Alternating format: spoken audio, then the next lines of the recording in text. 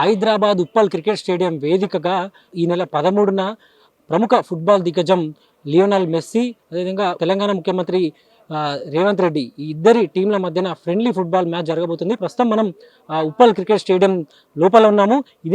ఈ cricket stadium వేదికగానే friendly football match జరగబోతుంది. సాధారణంగా ఇది క్రికెట్ స్టేడియం, దీన్ని ఫుట్బాల్ మ్యాచ్కి అనుకూలంగా పిచ్లో కొన్ని మార్పులు చేశారు.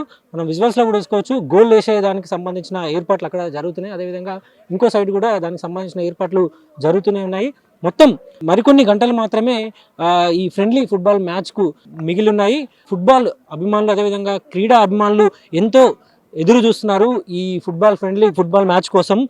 సాధారణంగా ఫ్రెండ్లీ ఫుట్బాల్ మ్యాచ్లు ఎక్కువగా తెలంగాణలో ఇప్పటివరకు పెద్ద మ్యాచ్లు, ఇంతటి స్థాయి పెద్ద మ్యాచ్లు ఉప్పల్ క్రికెట్ స్టేడియంలో కానీ తెలంగాణలో ఎక్కడ జరగలేదు. మొట్టమొదటిసారి అది world famous football player Lionel Messi, అదేవిధంగా తెలంగాణ సీఎం రేవంత్ రెడ్డి, వీరితో పాటు మరి ఒక ప్రముఖ ఫుట్బాల్ ప్లేయర్లు కూడా ఈ మ్యాచ్ ఆడబోతున్నారు.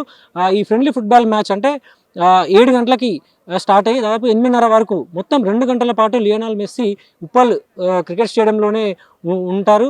అదేవిధంగా ఈ ఫుట్బాల్ మ్యాచ్కి సంబంధించి ఇప్పటికే నిర్వాహకులు కొన్ని వివరాలు తెలిపారు.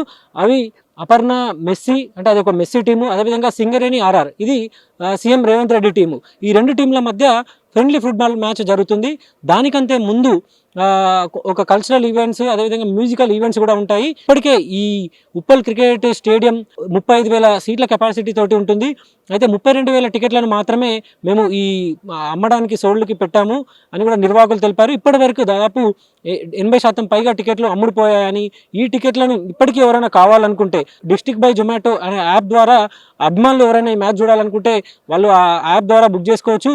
ముఖ్యంగా 1500 నుంచి 30,000 వరకు కూడా టికెట్లు ఆ యాప్లో అందుబాటులో ఉన్నాయి. ఇక ఈ మ్యాచ్కి సంబంధించి మరిన్ని వివరాలు కూడా వాళ్ళు ఫుట్బాల్ ఈ ఆర్గనైజ్ చేస్తున్న ఆ గోట్ సంబంధించిన వాళ్ళు కూడా తెలిపారు.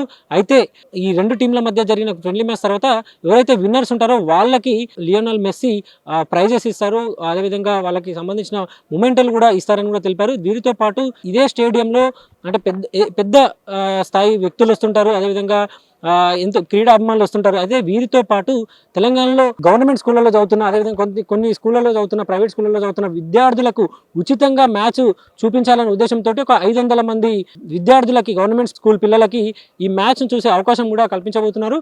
ఇక సినీ రాజకీయ ప్రముఖులు, అదేవిధంగా వ్యాపార ప్రముఖులు కూడా ఈ మ్యాచ్ని చూసేందుకు రాబోతున్నారు. మొత్తం సాధారణంగా క్రికెట్ మ్యాచ్ జరుగుతున్నప్పుడు ఎట్లాంటి బందోబస్తులు ఉంటాయో అదే బందోబస్తు ఉంటాయని ఇక్కడ పోలీసు ఉన్నతాధికారులు తెలిపారు. ఇప్పటికీ డీజీపీ, అదేవిధంగా సిపి, ఇతర పోలీసు ఉన్నతాధికారులందరూ కూడా ఏర్పాట్లపై సమీక్ష చేస్తున్నారు.